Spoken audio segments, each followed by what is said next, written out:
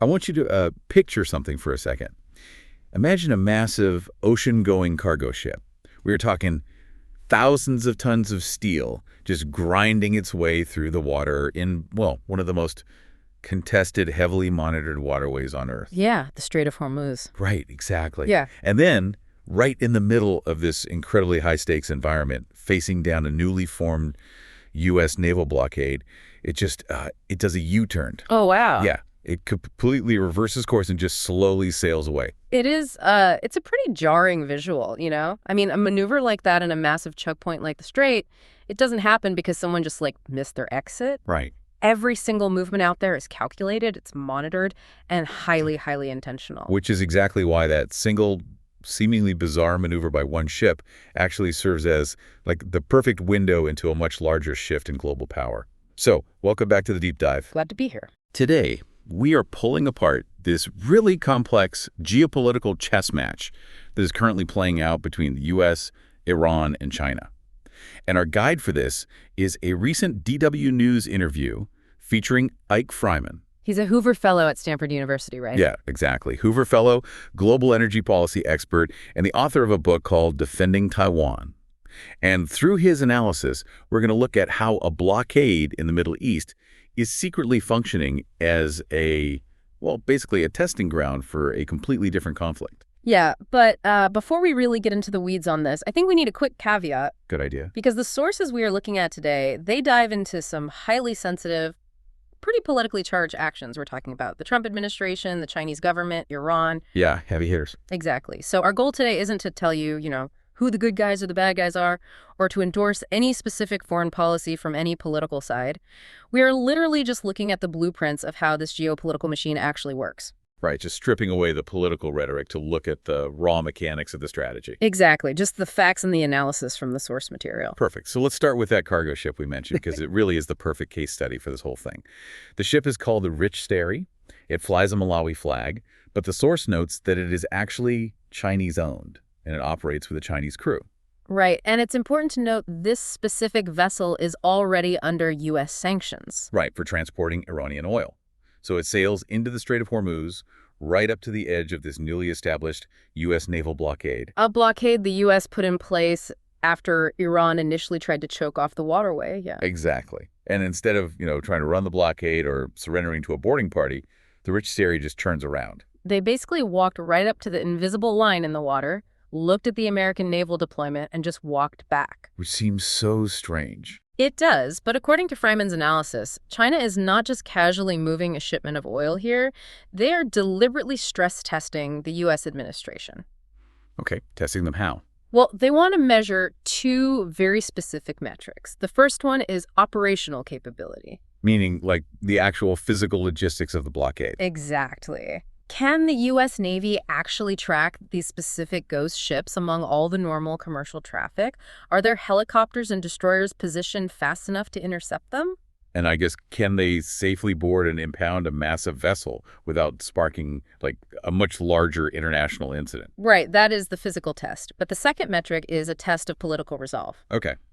The Chinese government is probing to see if the U.S. administration is genuinely willing to directly confront a Chinese-owned vessel. I see. They are gathering data on how the U.S. responds to different levels of provocation, and crucially, they are doing it without fully committing their own military forces to a fight. When I was reading through this, it reminded me of a structural engineer testing a bridge. Oh, how so? It's like an engineer driving a deliberately overloaded, incredibly heavy truck onto a span, not because they actually need to cross the river, but because they have their instruments set up to listen to where the steel groans.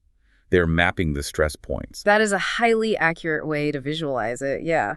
And while China presents itself publicly as just, a neutral commercial actor trying to navigate international waters, the source material points to a leaked Financial Times report that paints a sharply contrasting picture. Yeah, this behind-the-scenes involvement is where the timeline gets genuinely fascinating. It really does. Because the leaked intelligence reveals that Iran is actively using Chinese satellites to target U.S. bases and civilian infrastructure across the region. Right. And on top of that, China is reportedly helping Iran rebuild its air defenses. The same defenses that were recently worn down by targeted U.S. and Israeli strikes. Exactly. And Iran's ballistic missile program, which is decades old at this point, Yeah. that was built with heavy Chinese assistance. So we are looking at a deeply integrated military relationship. It's not just a casual alliance of convenience. No, not at all. Which forces us to look past the official diplomatic statements. I mean, if China is supplying the satellite telemetry that allows Iran to effectively target American positions, they are actively participating in keeping this conflict hot. But, and this is where I push back a little, that strategy seems to carry a massive contradiction. How do you mean? Well, looking at the data from the source, China buys 5.4 million barrels of oil a day from the Persian Gulf. Yeah, they're huge consumers. By far the biggest customer of Middle Eastern oil in the entire world. So if China is actively provoking the U.S. and aiding Iran in creating chaos in the Strait of Hormuz, wouldn't a closed or chaotic waterway hurt China the most? You would think so. Right. I mean, they have built this booming economy that requires immense energy. It seems completely counterintuitive on the surface, yeah. But Fryman's analysis completely dismantles that assumption. The idea that China is held hostage by that daily flow of Middle Eastern oil is actually an illusion. Wait, an illusion?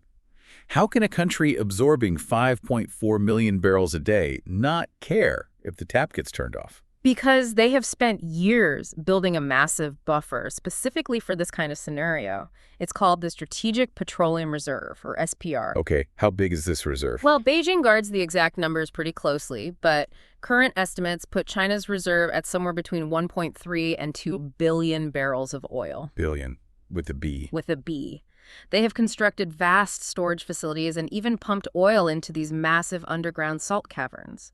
To put that scale into perspective, they have enough crude stockpiled to keep their entire country running smoothly for several months. Wow. And that's without even implementing public rationing. But surely there's a breaking point, right? They can't just sit back on a mountain of oil forever. If the strait closes and global oil prices spike to, say, I don't know, $150 or $200 a barrel, that massive shock hits the global economy. Absolutely. And if Europe and the U.S. go into a severe recession because energy costs are too high, people stop buying Chinese manufactured goods. There has to be a downside for Beijing. That is the real vulnerability, and it's an important distinction to make. The threat to China isn't that they will literally run out of gas to power their own cities. You know, they have the buffer for that. Right. The threat is the secondary effect of a global recession impacting their export market. However, in the short term, say a window of a few months, they are perfectly willing to endure higher oil prices and a chaotic market. Why? Just to cause trouble. Because it means watching the United States wade deeper into a draining, multi-front diplomatic and military mess. They're essentially using their massive savings account to weather a strike, knowing the other side is burning through resources much, much faster. And, well, the resources the U.S. is burning aren't just financial. The source material reveals this silent benefit to the chaos that is genuinely alarming to think about. The intelligence gathering. Yeah. While the media focus is entirely on the oil markets and the physical blockade, China is treating the U.S. military deployment as a live-fire classroom. The sheer scale of the intelligence gathering happening right now is unprecedented. China is utilizing this chaotic environment to collect electronic signals intelligence, or SIGINT.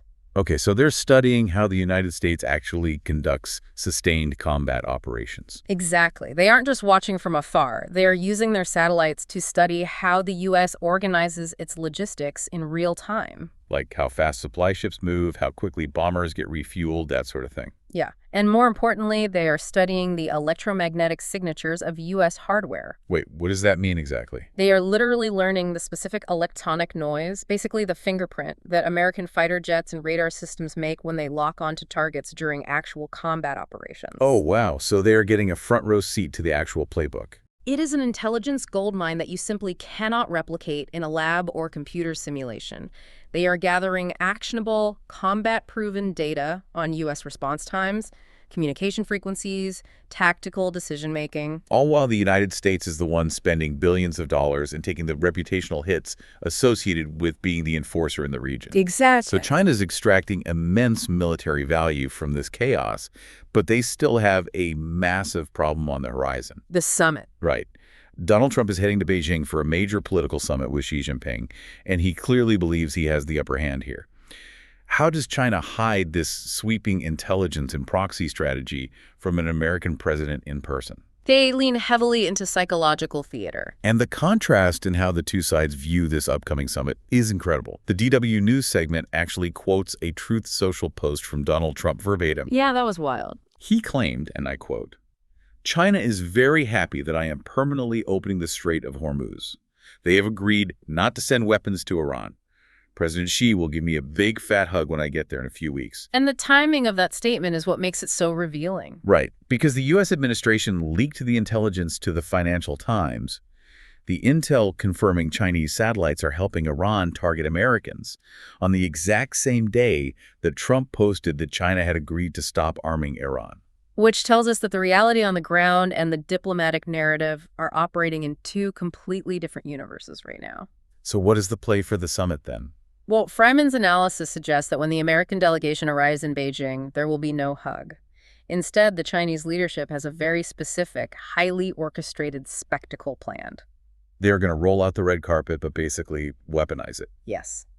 Beijing's strategy is to receive a U.S. president whom they view as embattled or distracted by multiple global crises and absolutely overwhelm him with pageantry. We are talking about massive marching bands, right? Marching bands, thousands of soldiers in perfect formation, spectacular drone shows lighting up the skyline. They want to project an image of immense technological advancement, order, and sophistication. It's the emperor treatment. By treating him with this exaggerated reverence, they are subtly coercing him into respecting Chinese power. Precisely. They want him to walk away feeling that picking a fight with a civilization this grand is simply unwise. And if the U.S. president believes that bringing China on board is the magic key to securing his Middle East peace plan, Beijing is certainly not going to correct him. No, they are perfectly happy to let him believe they are indispensable partners, all while continuing to operate entirely on their own terms behind the scenes. Which brings us to the ultimate question of motive, really. If China clearly doesn't want to replace the U.S. as the Middle East's policeman, I mean, they don't want the headache of managing all those regional rivalries. Definitely not. So what is the actual end goal of dragging the U.S. deeper into this conflict? Why keep the Americans bogged down? The source identifies the most critical piece of this entire geopolitical puzzle, and that is the munitions drain. It's basically a geopolitical rope-a-dope strategy. Rope-a-dope? Yeah, like in boxing. If you know you have a really tough opponent, you lean back on the ropes, cover up, and just let them wail on you. You let them expend all their energy and punch themselves out in the early rounds. By the time the main event rolls around, their arms are too heavy to lift. That is a perfect analogy. And in this scenario, the punches the U.S. is throwing are high-end, long-range precision munitions.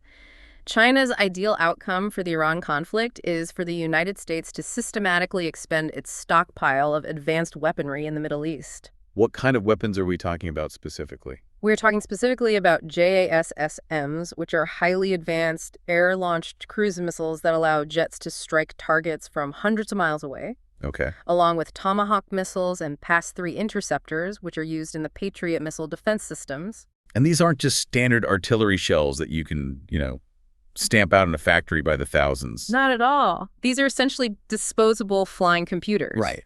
They require highly specialized solid rocket motors, advanced microelectronics, precision gyroscopes, and you need a highly skilled workforce to assemble them. So the supply chains are complicated. Incredibly complex and rigid. You cannot just spin up a new assembly line overnight. If the U.S. depletes its stockpile of these specific munitions, it takes years to rebuild them. Which means this whole time, the blockade in the Middle East has just been a dress rehearsal for the Taiwan Strait. The entire strategy points eastward.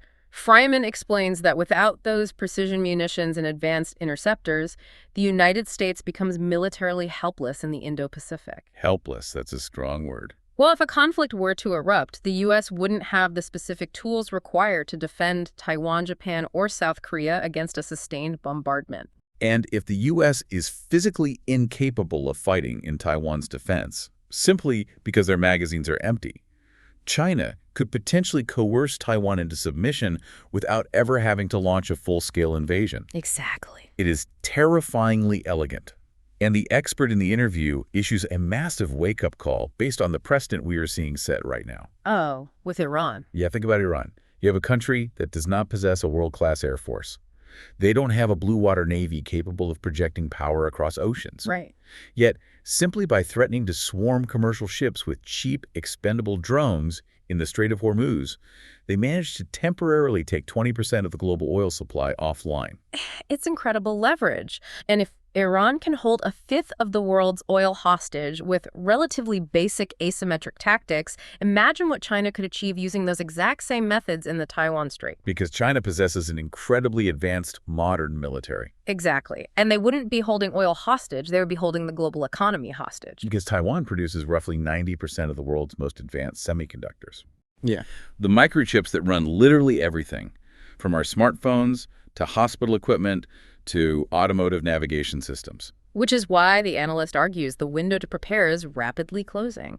The economic and military coercion we are seeing glimpses of in the Middle East is eventually going to arrive in full force in the Western Pacific. So if the military situation is this fragile, and the U.S. desperately needs to conserve its precision munitions, why not just shift the battlefield? To economics, you mean? Yeah. Why doesn't the U.S. just use economic weapons? I mean, Trump threatened a 50% tariff on China. If they escalate tensions or move on Taiwan, why not just drop the economic hammer and bypass the military risk entirely? Because in the realm of economics, both sides are highly vulnerable, and frankly, both are highly motivated to maintain their current trade truce. But a 50% tariff sounds devastating to China. It does, but the source notes that the Trump administration was actually genuinely surprised by how effectively and surgically China retaliated to his past tariff policies. Oh, right. When the U.S. applied tariffs previously, China didn't just respond with broad taxes. No, they were much more targeted. They flexed their control over critical minerals. These are the rare earth elements essential for modern manufacturing. Exactly. And within days of China restricting those exports, major U.S. manufacturers, like Ford, were calling the administration in an absolute panic, warning that they were going to have to shut down production lines. China proved they have the capacity to hit back fast and target the most sensitive areas of the American economy. And critical minerals are just one of many choke points Beijing controls. Yeah, the most concerning vulnerability highlighted in the source is actually China's dominance over APIs. Active pharmaceutical ingredients, Right. meaning not the plastic bottle or the capsule filler, but the actual chemical compounds that make medicine work. Exactly. The essential inputs for nearly all life-saving medicines in the United States. We're talking everything from basic antibiotics to complex blood pressure medications. And the U.S. relies on China for those. Overwhelmingly. The U.S. relies heavily on Chinese chemical plants to supply these ingredients. And you can't just build a new FDA-approved chemical manufacturing sector in a matter of months. So if China wanted to coerce the U.S. economically, They could simply slow down customs inspections on API exports. and within weeks, U.S. pharmacies would start running dry. Because the U.S. administration has not hustled to break these supply chain dependencies over the last few years, China retains this immense invisible leverage to deter a trade war. They know the U.S. cannot afford to have its pharmaceutical supply chain weaponized. Wow. So if you're wondering why a single cargo ship doing a U-turn in the Middle East actually matters to your morning commute or your daily life, this is why. It connects everything. The microchips powering the laptop or the phone you're using to listen to this right now, and the active ingredients in the medicine cabinet in your bathroom are the invisible stakes in this massive standoff.